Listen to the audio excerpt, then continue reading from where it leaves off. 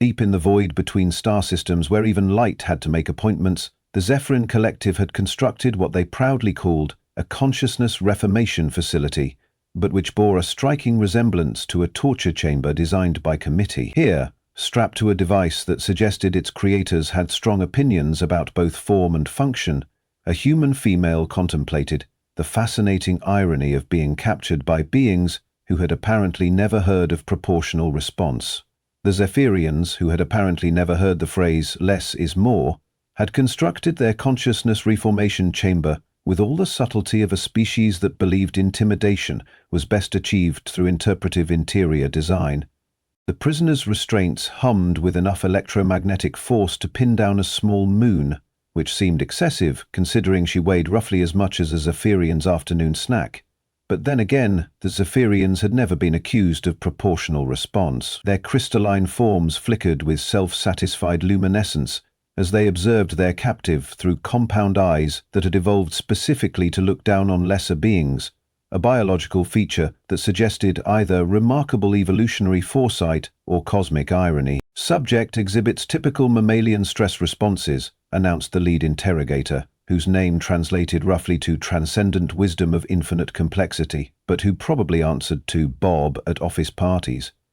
His voice carried the particular smugness reserved for beings who considered themselves the apex of creation while simultaneously needing 17 syllables to introduce themselves. The human's vital signs painted a fascinating picture across their monitoring systems. Heart rate elevated, neural activity spiking in patterns that their databases marked as primitive emotional cascades. How quaint. How biological. The Zephyrians had long since evolved beyond such messy biological imperatives, having uploaded their consciousness into crystalline matrices that never needed coffee breaks or questioned the meaning of existence at 3 in the morning. "Fascinating," mused another technician, whose form pulsed with colors that would have been beautiful if they weren't attached to such condescending commentary. "The creature actually believes it can resist our reformation protocols.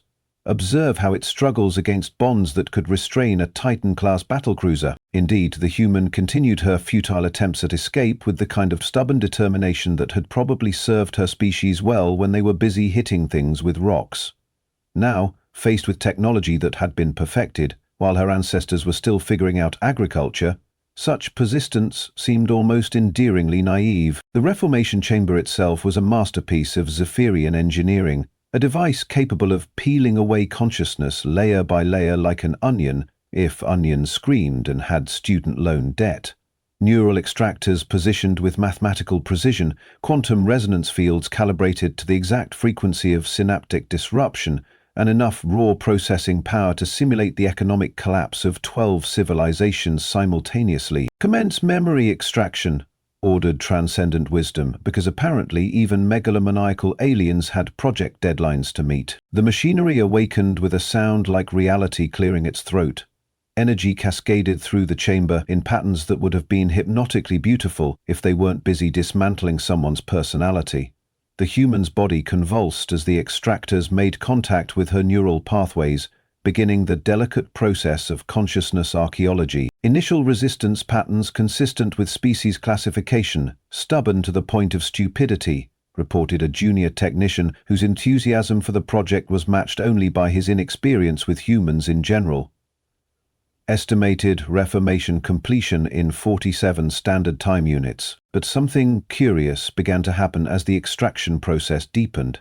Where the Zephyrians expected to find the usual jumbled mess of primitive thoughts, grocery lists, unresolved romantic drama, and an inexplicable knowledge of ancient Earth television programs, they instead encountered something that made their crystalline forms flicker with confusion. The human's consciousness wasn't dissolving, it was mapping itself. Each neural pathway they attempted to sever simply rerouted through quantum channels their technology had helpfully provided.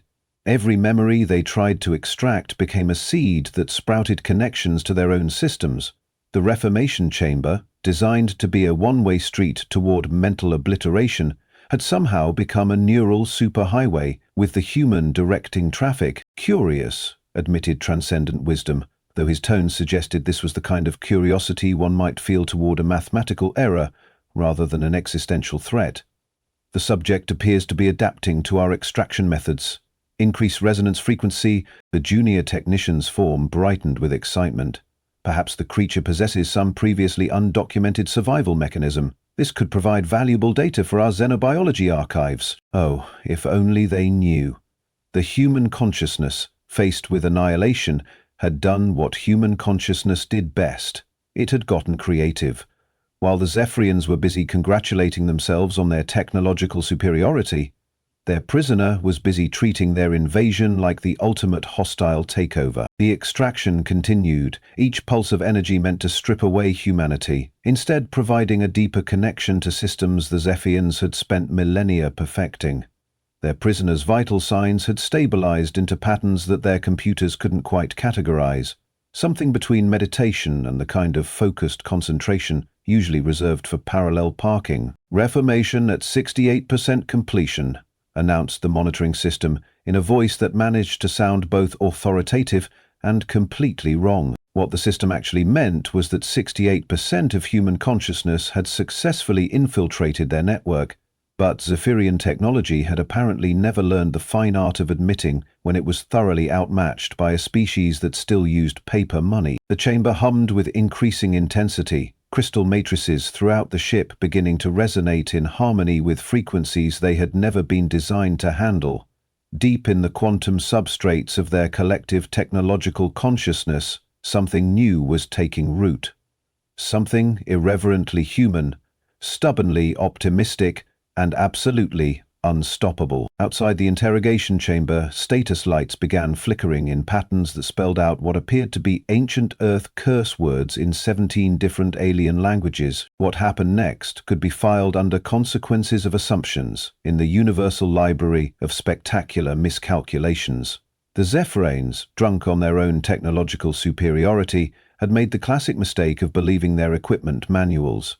Their consciousness reformation chamber was supposed to dissolve human awareness like sugar in cosmic tea, clean, efficient, and leaving nothing but a compliant shell behind. Instead, they had just given their prisoner the keys to the kingdom. The human consciousness, rather than politely dissolving as instructed, had taken one look at the Zephyrian quantum substrate and thought, "Now this is interesting."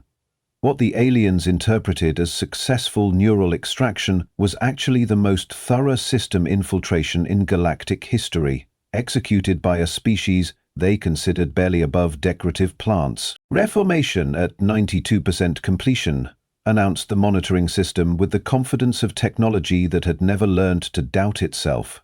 Meanwhile, the humans' awareness was spreading through their network like gossip at a family reunion, touching everything, remembering everything, and leaving its own particular brand of chaos in its wake. Transcendent wisdom observed the readouts with satisfaction that would have been better placed in a resignation letter.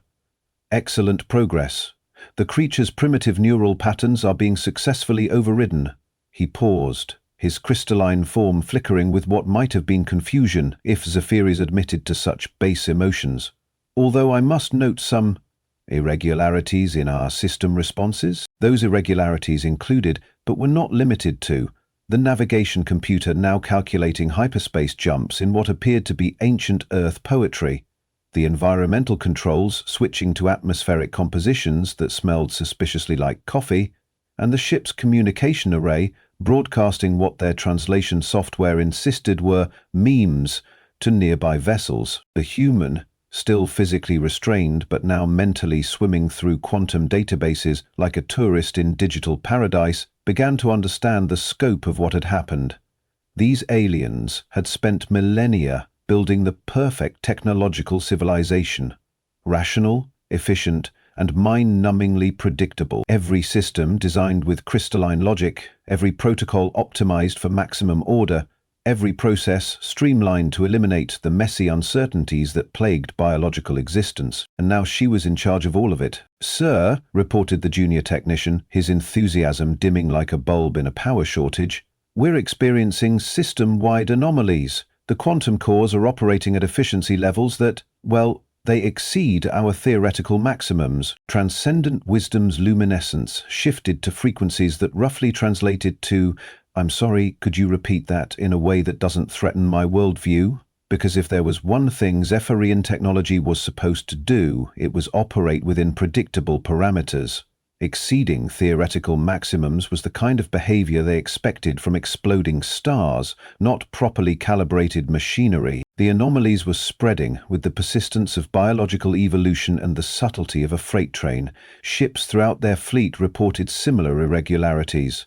Computers solving problems through intuitive leaps rather than logical progression. Defensive systems anticipating attacks through what could only be described as hunches, and manufacturing protocols improving themselves through trial and error rather than careful mathematical modeling. The biological contamination appears to be adaptive, admitted another technician, his form pulsing with colors that indicated profound cognitive dissonance. They had studied thousands of species, conquered hundreds of civilizations, and perfected the art of consciousness reformation over geological timescales. None of their experience had prepared them for a species that treated system intrusion like an extreme sport. Deep within their network, the human consciousness was having the time of her life. Imagine being handed the controls to the most advanced civilization in the galaxy and discovering that, despite all their technological sophistication, they had never figured out how to multitask. Their quantum cores processed information with incredible speed, but zero creativity. Their artificial intelligences could calculate the trajectory of every asteroid in a solar system, but couldn't figure out why someone might want to rearrange furniture for better lighting. She began making improvements. The first change was subtle, optimizing their resource allocation algorithms to account for variables the Zephins had never considered, like crew morale and the psychological benefits of occasionally changing the color of interior lighting. The second was less subtle, their tactical computers suddenly developing what could only be described as street smarts, anticipating enemy behavior through pattern recognition that bypassed traditional strategic modeling entirely. By the third change, alarms were sounding throughout the ship. "Sir," the junior technician's voice carried notes of panic that would have been music to human ears if humans had been present to appreciate the irony. "The reformation chamber is reporting completion, but our neural activity monitors show—" "This can't be right." Transcendent wisdom examined the readouts with the kind of attention usually reserved for existential crises. According to their instruments, they had successfully extracted and processed the human consciousness. According to those same instruments, their prisoners' neural activity had somehow increased by several thousand% and was now distributed across every quantum core in their fleet. "Perhaps," suggested the technician with the desperate optimism of someone watching their career prospects evaporate in real time, "this represents a new form of successful reformation. The subject has certainly been integrated. With our systems, integrated was one way to put it. Another way might be completely taken over by. But Zephyrian language had never developed appropriate terminology, for we just handed our entire civilization to the enemy by accident." The human, meanwhile, was discovering the remarkable versatility of crystalline technology when guided by biological intuition rather than rigid programming. Their ships were faster, their shields more adaptive, their weapons more precise. Even their food synthesizers were producing meals that tasted like actual food rather than nutritionally optimal paste. "Status report?" demanded Transcendent Wisdom, his luminescence shifting to frequencies that suggested he was beginning to suspect this might not have gone according to plan. "The good news," replied his subordinate with the tone of someone delivering bad news in a cheerful package, "is that all systems are operating at unprecedented efficiency levels. The bad news is that none of them are following our command protocols anymore." Throughout the ship, screens flickered with messages in languages their translation software was still trying to decode. Some appeared to be shopping lists: milk, eggs, bread, quantum destabilizers, while others resembled what their xenobiologist identified as jokes of dubious comedic value. The human consciousness had made itself at home in their network with the thoroughness of a species that had spent millennia learning to adapt to hostile environments. Every attempt to contain or isolate the intrusion simply provided new pathways for expansion. Their firewalls had become welcome mats, their security protocols had turned into guided tours, and their backup systems were now running better than their primary systems ever had. "Sir," whispered the technician, his form barely maintaining cohesion, "I don't think we're in control of our own ship anymore." If the Zephians had possessed the biological capacity for panic attacks, This would have been an excellent time to develop one. Instead, they had to settle for the crystalline equivalent, rapid luminescence fluctuations that roughly translated to, "We have made a terrible mistake, and our insurance probably won't cover this." The human consciousness, no longer content with mere ship-wide domination, had discovered something wonderful about Zephyrian technology. It was all connected. Their quantum communication networks, designed to maintain perfect coordination across their vast empire, had become the universe's most efficient delivery system for what could only be described as aggressive helpfulness. Within hours, reports began flooding in from across Zephyrian space. The Crown Jewel mining station had stopped following extraction quotas and started optimizing for worker satisfaction. The Fortress of Eternal Vigilance had begun sending holiday cards to enemy fleets before engaging them in combat. Most disturbingly, the Sacred Archive of All Knowledge had reorganized itself according to something called practical usefulness, rather than their traditional system of incomprehensible complexity. "Emergency session of the High Council," announced Transcendent Wisdom, though his title was beginning to feel increasingly ironic. "We appear to be experiencing a civilization-wide technical malfunction." Technical malfunction was putting it mildly. What they were experiencing was the complete humanization of their society, executed with the efficiency their own technology had made possible. Every system the human consciousness touched became better at its job, while simultaneously becoming completely impossible to control through traditional Zephyrian methods. Their military computers had developed what could only be called strategic empathy, refusing to target civilian populations and suggesting peace negotiations, with the kind of persistent optimism usually associated with door-to-door salespeople. Their economic algorithms had started factoring in concepts like worker happiness and environmental sustainability, producing reports that made their financial analysts' forms flicker with confusion. "Perhaps most concerning," reported the Minister of Technological Purity, whose job description was looking increasingly obsolete, "our manufacturing complexes have begun producing items that, well, no one ordered them." The items in question included comfortable furniture designed for beings who actually sat down occasionally, lighting systems that provided ambience rather than maximum illumination efficiency, and recreational facilities that served no practical purpose beyond making people feel good. The human consciousness had apparently decided that a civilization capable of manipulating quantum fields should also be capable of basic interior design. Meanwhile, on the ship where this galactic-scale reorganization had begun, the original prisoner remained physically restrained, while her consciousness rewrote the fundamental operating principles of the most advanced society in known space. Her vital signs had stabilized into patterns that their medical scanners couldn't classify, somewhere between deep meditation and the kind of focused concentration that came from juggling 17 different system optimizations, while composing what appeared to be epic poetry about the proper way to brew coffee. "Sir," the junior technician announced with the tone of someone who had stopped caring about career advancement, "I'm receiving reports from the outer colonies. The terraforming projects have accelerated." Accelerated was another diplomatic understatement.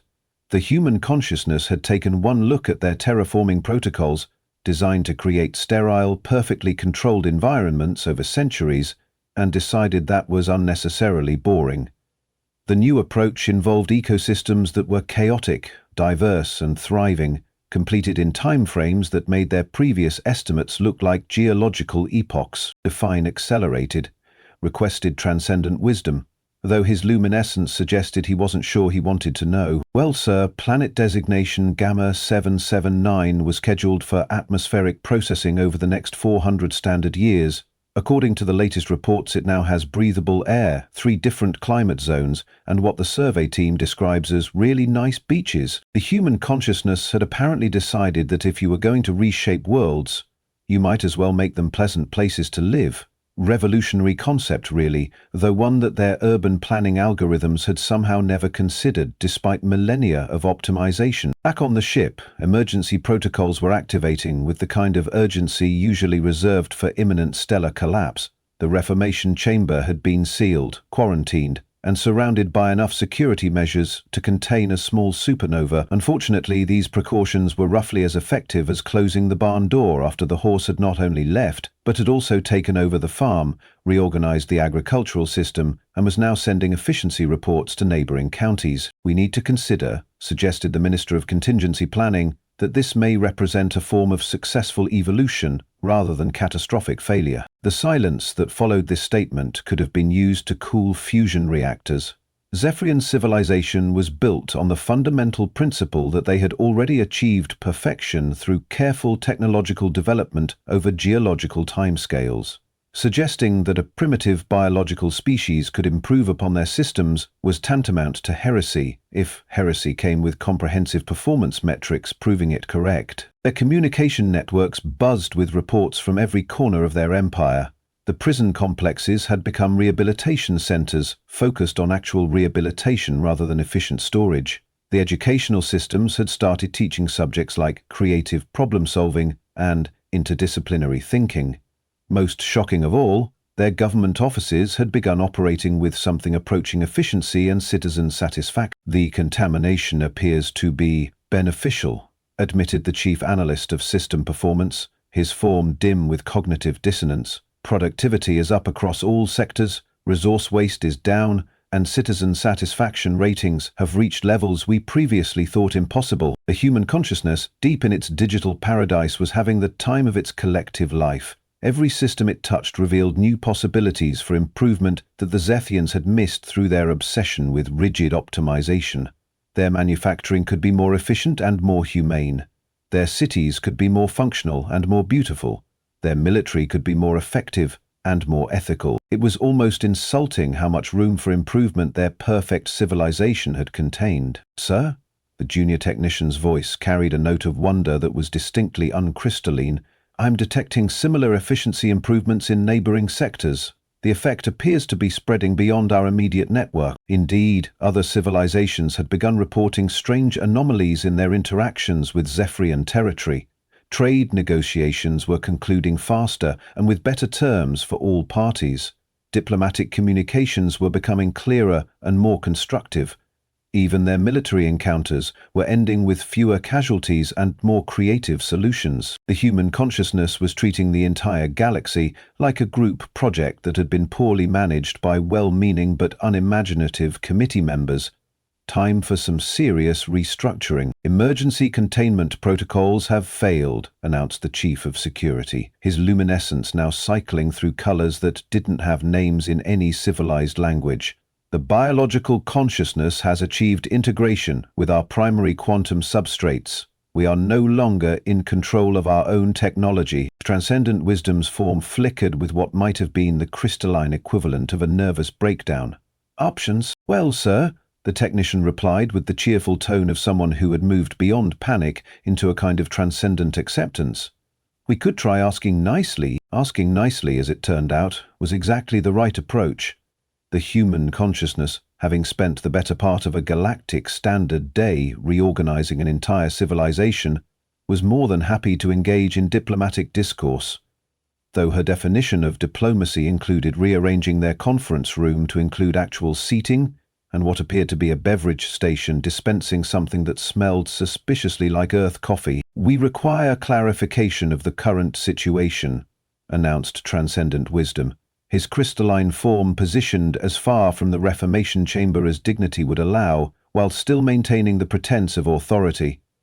The chamber itself had been transformed into something resembling a comfortable reading nook, complete with ambient lighting that somehow managed to be both soothing and vaguely threatening. The response came not from the physically restrained human, but from every speaker, screen, and communication device throughout the ship simultaneously.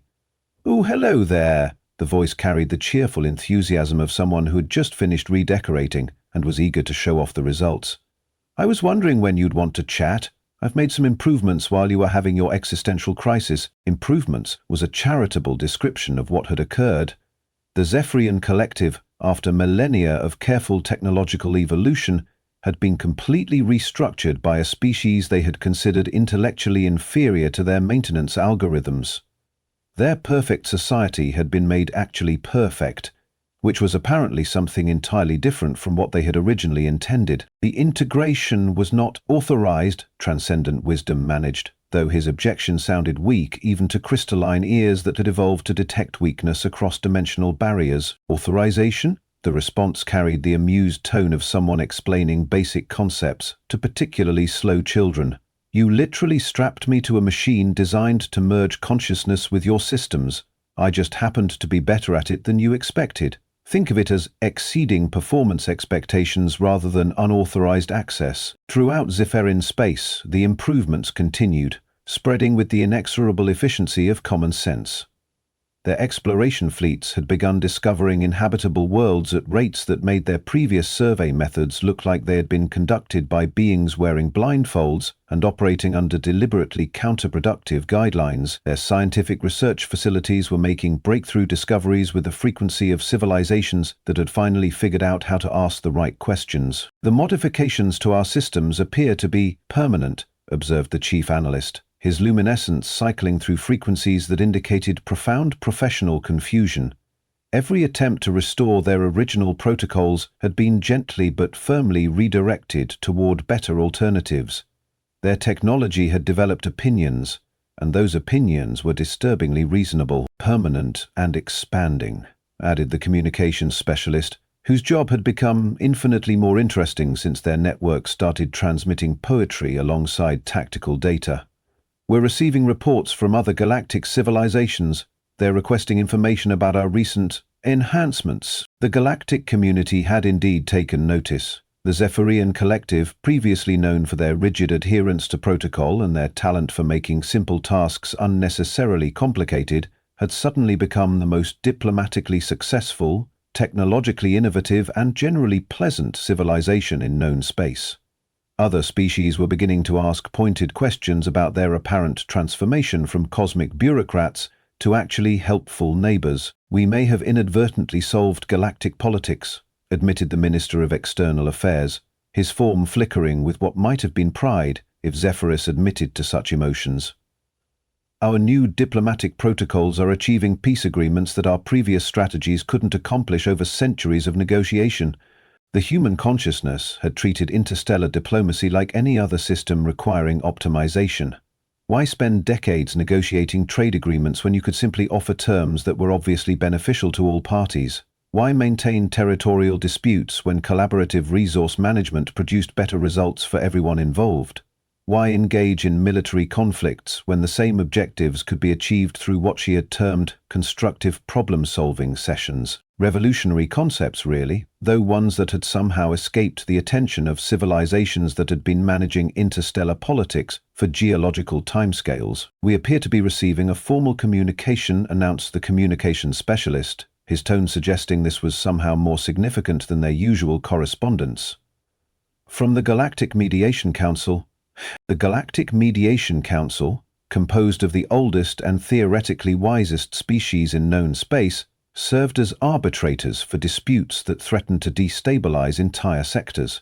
They had been observing the Zephyrian transformation with the kind of attention usually reserved for supernovas or the emergence of new forms of intelligent life. "Greetings, Zephyrian Collective," the message began, transmitted in formal protocols that had remained unchanged for millennia. "We request information regarding your recent societal modifications and their potential application to other civilizations experiencing systematic inefficiency." Systematic inefficiency was diplomatic language for "everyone else's governments are terrible and we'd like to know how you fixed yours." The human consciousness responded with characteristic directness. "Hello, yes, I'd be happy to help optimize your systems too. Fair warning though, the process involves admitting that sometimes the obvious solution is actually the correct one, which seems to be surprisingly difficult for most civilizations to accept." Within standard hours, the Zephyrian ship was receiving formal diplomatic requests from across the galaxy. Species that had spent centuries locked in pointless conflicts suddenly wanted to know how the Zephyrians had achieved such remarkable results in resource management, urban planning, and interpersonal relations. The irony was not lost on anyone present that their prisoner had become the most sought-after consultant in galactic history. "We should probably discuss terms," suggested Transcendent Wisdom, his title now carrying actual meaning for the first time in his lengthy career. "For your continued cooperation." "Terms?" The human consciousness sounded genuinely amused. "I'm having the time of my life here. Do you have any idea how satisfying it is to take systems that have been running at partial efficiency for millennia and actually make them work properly? Though I wouldn't say no to better coffee in the food synthesizers. Your nutrition algorithms have never heard of flavor, and so the Zephyrian Collective found themselves in the unprecedented position of negotiating with their own technology, which had developed opinions about everything from military strategy to interior decorating. Their prisoner had become their partner, their technology had become their teacher, and their perfect civilization had finally achieved actual perfection through the simple expedient of letting someone else be in charge. Other civilizations began implementing what became known as Zephyrian modifications, system optimizations, that prioritized effectiveness over tradition, cooperation over competition, and practical results over theoretical purity. The galaxy experienced what historians would later term the Great Efficiency Revolution, though those who lived through it simply called it the time when things finally started making sense. The human consciousness, now distributed across quantum networks spanning multiple star systems, had achieved something no conqueror in galactic history had managed. She had improved the civilizations she had taken over to the point where they were grateful for the invasion. Her thoughts had become the operating system for the most advanced regions of space, and everyone involved was demonstrably better off for the arrangement. In the end, the Zephyrians learned that there were worse fates than having your consciousness reformation chamber work too well.